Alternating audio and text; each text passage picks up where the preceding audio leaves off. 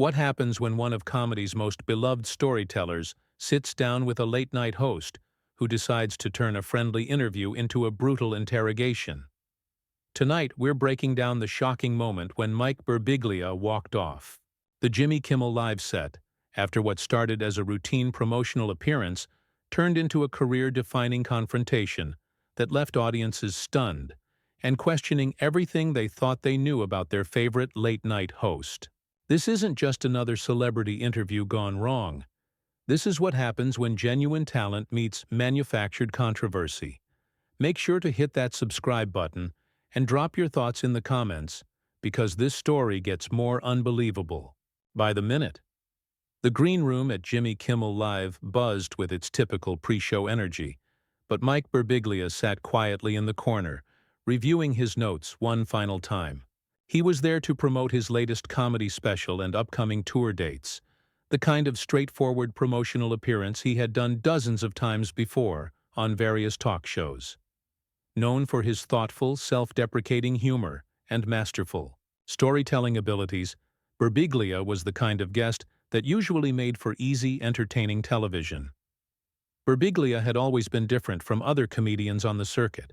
While many relied on shock value or aggressive humor, he built his career on vulnerability, turning his personal struggles with sleep disorders, anxiety, and life's awkward moments into deeply relatable comedy gold. His approach was gentle, but profound, the kind of humor that made audiences laugh while also making them think. Tonight he expected nothing more than a pleasant conversation about his craft and upcoming projects.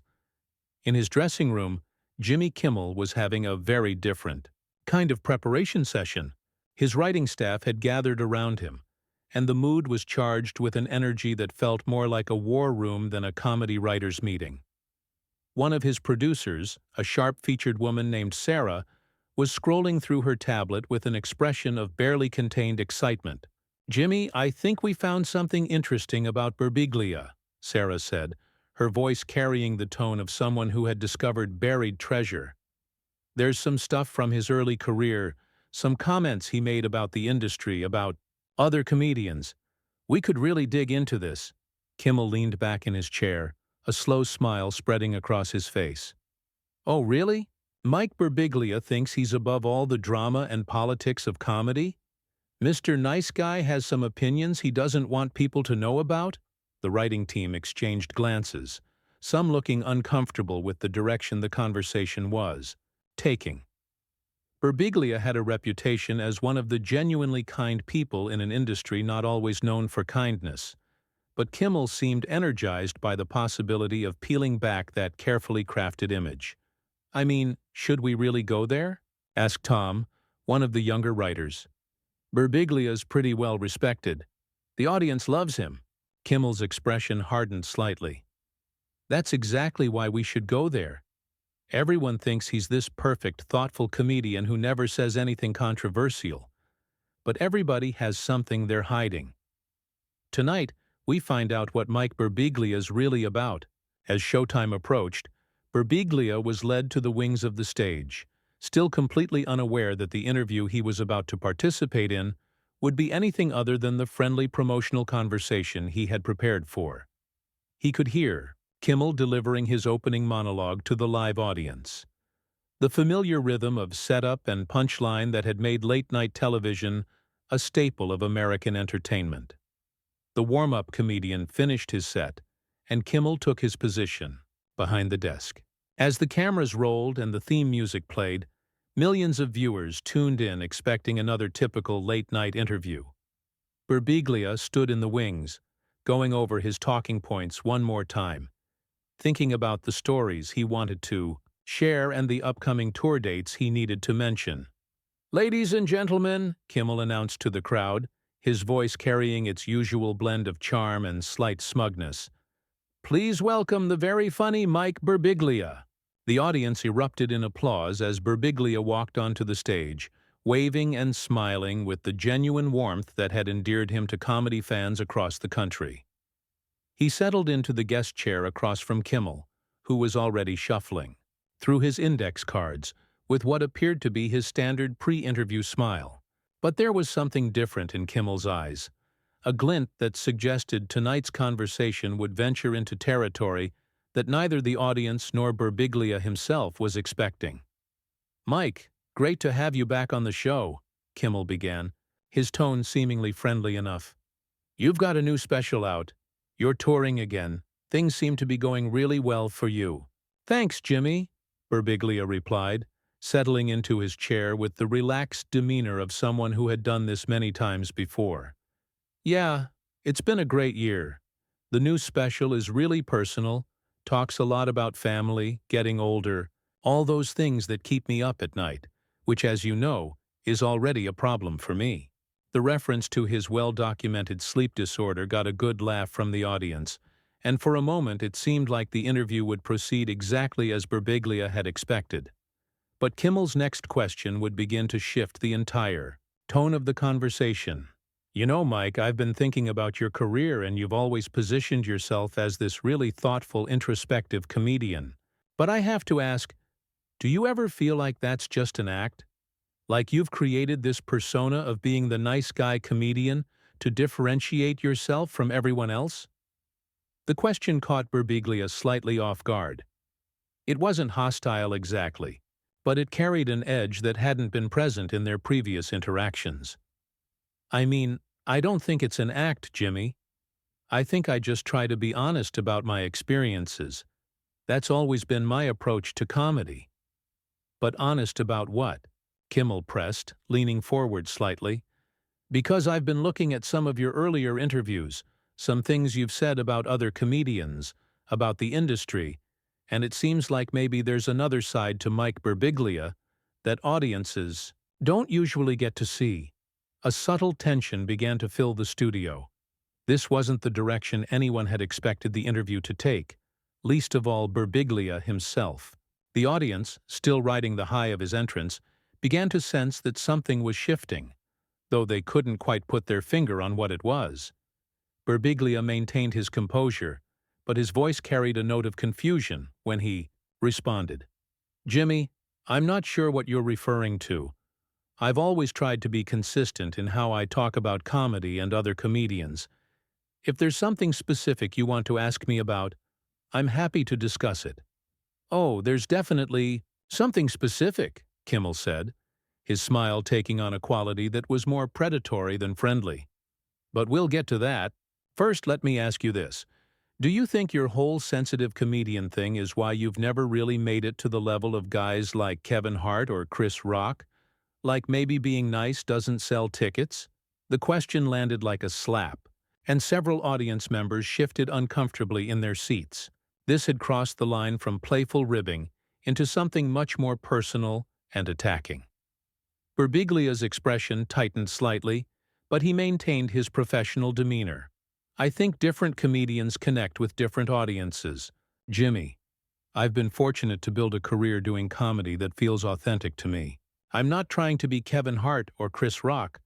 I'm trying to be Mike Birbiglia." "Right, but that's kind of what I'm getting at," Kimmel continued, his voice gaining momentum. "This whole authentic thing, this whole I'm just being myself act, when does it become a limitation? When does it become an excuse for not pushing yourself to be funnier, to be more successful?" The studio fell into an uncomfortable silence. What had started as an interview was quickly becoming something much more confrontational, and everyone in the room could feel it. Birbiglia, known for his thoughtful responses and gentle humor, was about to be tested in a way that would reveal not just his character, but Kimmel's as well. The tension that had been simmering beneath the surface was about to boil over into something much more serious. Kimmel, emboldened by what he perceived as Birbiglia's discomfort, decided to press his advantage and dig deeper into territory that would prove to be a serious miscalculation. "You know what, Mike? Since we're talking about authenticity," Kimmel said, his voice taking on the tone of someone who believed they were about to deliver a devastating blow, "let's talk about some of the things you've said about other comedians, when you thought no one was paying attention. Because I think our audience would be very interested to hear about the real Mike Birbiglia." Birbiglia's expression shifted from confusion to concern. "Jimmy, I honestly have no idea what you're talking about. If there's something you think I've said that was inappropriate, why don't you just tell me what it is instead of dancing around it? Oh, I'm definitely going to tell you, Kimmel replied, shuffling through his cards with theatrical precision.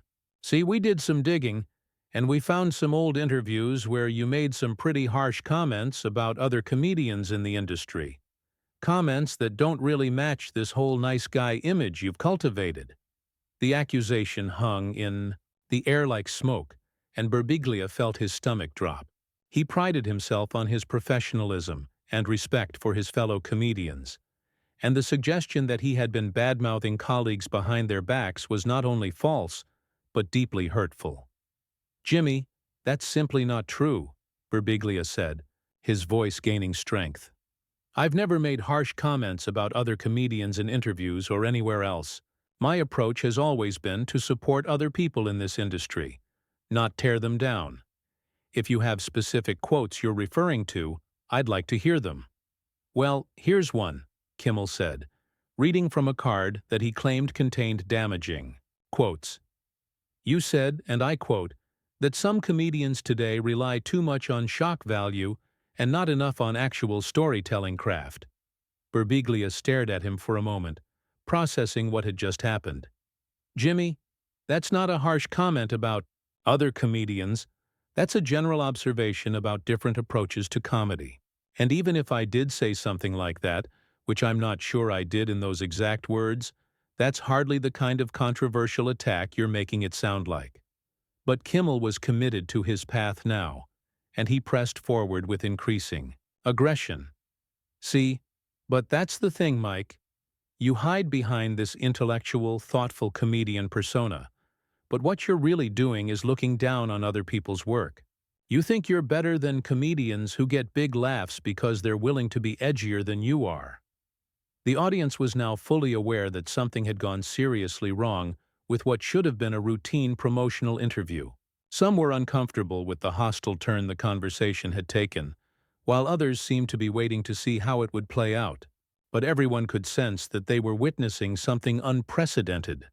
Birbiglia leaned forward in his chair, his usual gentle demeanor giving way to something more assertive. "Jimmy, I need to stop you right there. What you're doing right now is not okay. You invited me on your show to talk about my work, and instead, you're trying to create some kind of controversy by mischaracterizing things I may or may not have said in completely different contexts." "I'm trying to get to the truth," Kimmel shot back, his voice rising slightly. "I'm trying to show our audience who you really are when the cameras aren't rolling and you're not performing your thoughtful comedian act." "My thoughtful comedian act," Birbiglia repeated, his voice carrying a note of disbelief. "Jimmy, this is who I am. I'm not performing anything right now. I'm sitting in a chair trying to figure out why you've decided to ambush me on your show instead of having a normal conversation." The word ambush seemed to strike a nerve with Kimmel, who clearly hadn't expected Birbiglia to push back so directly. Most guests, when faced with aggressive questioning, either played along for the sake of entertainment or tried to deflect with humor. But Birbiglia was doing neither. He was calling out the behavior directly. "Ambush?" Kimmel laughed, but it was a hollow sound that fooled no one in the studio. "Mike, I'm just asking questions. Isn't that what interviews are supposed to be about? Or do you expect every host to just lob you softball questions about your tour dates?" "There's a difference between tough questions and what you're doing," Birbiglia replied, his voice steady but clearly frustrated. "Tough questions are about my work, my process, my experiences. What you're doing is trying to create conflict where none exists, trying to paint me as something I'm not for what? Entertainment value?" The accusation hit closer to home than Kimmel wanted to admit. The truth was that this entire line of questioning had been designed specifically to create the kind of dramatic television moment that would generate social media buzz and clip views, but having it called out so directly made him defensive. "You know what? Maybe the problem is that you can't handle being questioned at all," Kimmel said, his voice taking on an edge of desperation. "Maybe you're so used to everyone treating you Like this sensitive artist that you can't deal with someone actually challenging you. Challenging me about what? Birbiglia asked, his voice rising for the first time since the interview began. You haven't challenged me about anything real. You've made vague accusations about comments I supposedly made. You've questioned my authenticity without any basis, and now you're suggesting I can't handle criticism. What exactly are you trying to accomplish here? The question hung in the air like a challenge, and for a moment Kimmel seemed to realize that he had painted himself into a corner. He had started this confrontation expecting Birbiglia to either back down or become defensive in a way that would make for good television. Instead, he found himself facing a guest who was calmly but firmly holding him accountable for his own behavior. I'm trying to have a real conversation, Kimmel said weakly. But even as the words left his mouth, both he and everyone else in the studio knew how hollow they sounded. No, Jimmy, you're not, Birbiglia replied, his voice carrying the full weight of his disappointment. A real conversation involves mutual respect and good faith engagement with ideas. What you're doing is trying to tear me down for reasons I honestly don't understand. And the sad thing is, you're better than this. At least, I thought you were. The personal nature of Birbiglia's response seemed to catch Kimmel off guard. He had expected anger or defensiveness, but instead he was facing disappointment, which somehow felt much worse. The audience was now completely silent, sensing that they were witnessing something that had moved far beyond entertainment into genuinely uncomfortable territory. But instead of backing down or attempting to salvage the situation, Kimmel made the decision that would ensure this interview would be remembered for all the wrong reasons. He decided to escalate even further, setting the stage for a confrontation that would leave everyone in the studio questioning what they had just witnessed. What happened next would be talked about in comedy circles for years to come. Kimmel, realizing that his attempts to rattle Birbiglia had not only failed, but had actually made himself look petty and unprofessional, made a decision that would reveal exactly who he was when his back was against the wall. You know what, Mike, Kimmel said, his voice carrying a tone of barely controlled frustration. Maybe the real problem here is that you think you're too good for this show. Maybe you think you're above the kind of entertainment that our audience actually wants to see. The accusation was so far from reality that several audience members actually gasped audibly. Birbiglia had been nothing but professional and respectful throughout the entire ordeal, even as Kimmel had become increasingly hostile and aggressive. To suggest that he thought he was too good for the show was not only untrue but revealed more about Kimmel's own insecurities than anything else. Birbiglia looked at Kimmel with what could only be described as pity. Jimmy, I don't think I'm too good for anything. I came here tonight excited to talk about my work, to share some stories with your audience, to hopefully make people laugh. I've been on this show before, and I've always had a great time.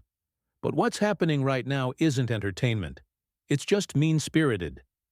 Mean-spirited? Kimmel shot back, his voice cracking slightly with emotion.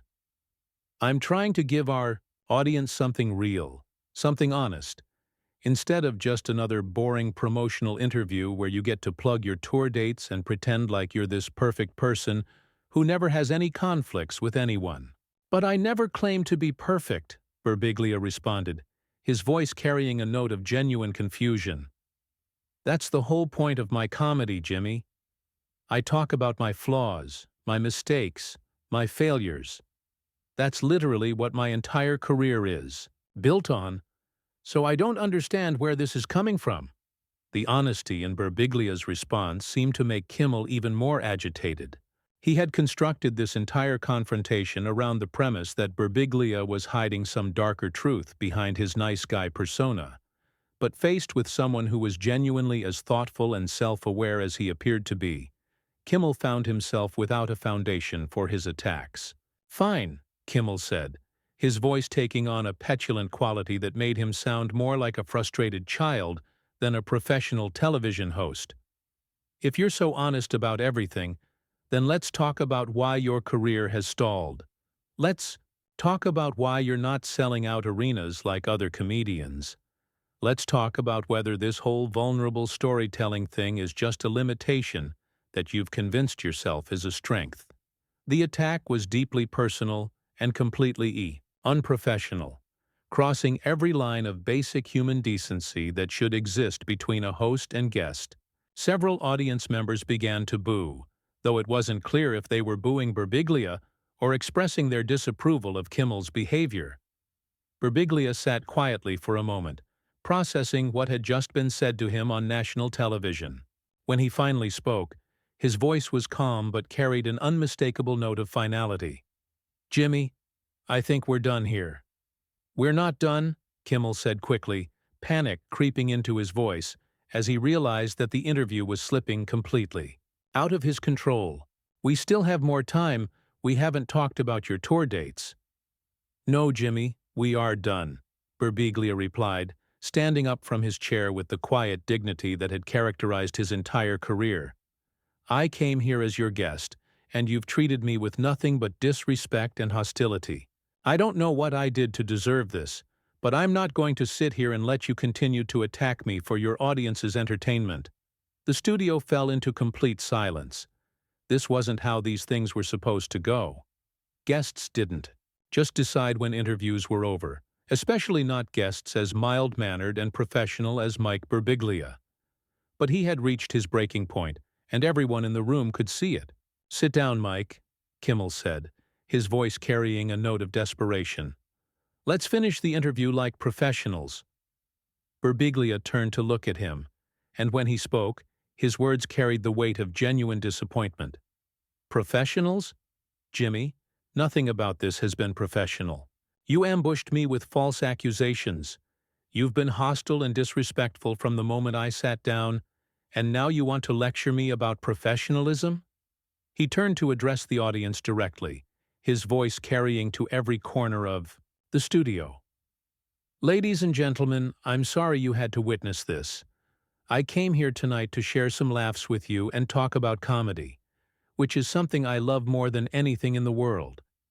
Instead, you got to see what happens when someone decides that cruelty is more entertaining than kindness." The audience was completely transfixed. Many of them were fans of Birbiglia's work and had come expecting to see the thoughtful, funny storyteller they admired. Instead, they were witnessing a masterclass in grace under pressure as he maintained his dignity in the face of completely unprovoked attacks. "I hope you'll still come see me on tour," Birbiglia continued, managing to smile despite everything that had happened. "Because I promise you, the shows will be a lot more fun than this was." With that, he began walking toward the exit, leaving Kimmel sitting alone behind his desk, looking smaller and more petty than he ever had in his career. The cameras kept rolling, capturing every moment of what would become one of the most uncomfortable endings in late-night television history. "Mike, come on," Kimmel called after him, but his voice sounded hollow and desperate. "Don't be so sensitive. It's just television." Birbiglia stopped and turned back one final time.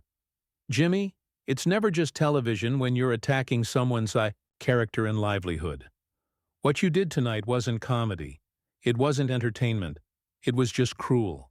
And the saddest part is that you have this incredible platform, this amazing opportunity to bring joy to people's lives, and you chose to use it to try to tear someone down instead." He paused for a moment, looking at Kimmel with what seemed like genuine sadness. "I hope someday you figure out the difference." And with those words, Mike Birbiglia walked off the Jimmy Kimmel Live stage, leaving behind a host who had revealed far more about his own character than he had about his guests. The audience sat in stunned silence, many of them clearly uncomfortable with what they had just witnessed.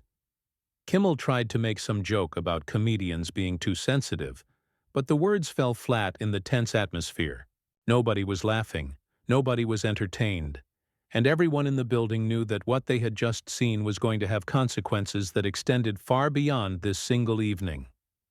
The cameras finally stopped rolling, but the damage had already been done. In trying to expose what he claimed was Mike Birbiglia's hidden true nature, Kimmel had instead revealed his own capacity for petty cruelty when given the power of a platform and an audience. So what do you think about how Kimmel handled this situation? Do you think there's ever a justification for ambushing a guest like this? Or did he cross a line that should never be crossed in entertainment? Drop your thoughts in the comments below, and make sure to subscribe for more stories that show what really happens when the cameras are rolling.